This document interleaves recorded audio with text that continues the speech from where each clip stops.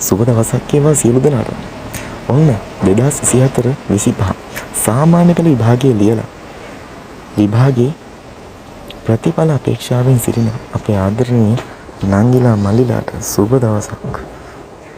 ඒ කියන්නේ ඔන්න විභාග දෙපාර්තමේන්තුව වශයෙන් මෙන්න මේ දවස් 5ක් තුල තමන්ගේ රිසල්ට් එක නිකුත් කරනවා කියලා තමයි විභාග දෙපාර්තමේන්තුව කියන්නේ.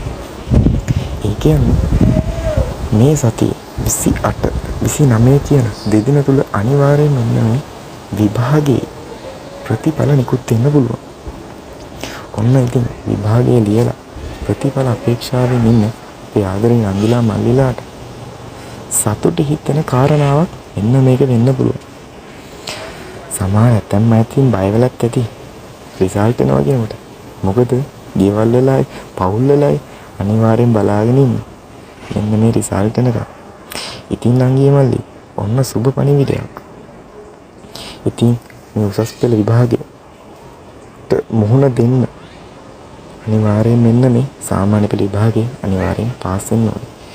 ඉතින් අංගියේ මල්ලි ඔයාලා අනිවාර්යෙන් හොඳට විභාගයේ එන රිසල්ට් අනුව හොඳ විෂයක් තෝරගෙන හොඳ විදිහට උසස් පෙළ විභාගයට උසස් පෙළ පන්තියට අනිවාර්යෙන් යන්න ඔයාලට අපි අනිවාර්යෙන් සුබ පතනවා.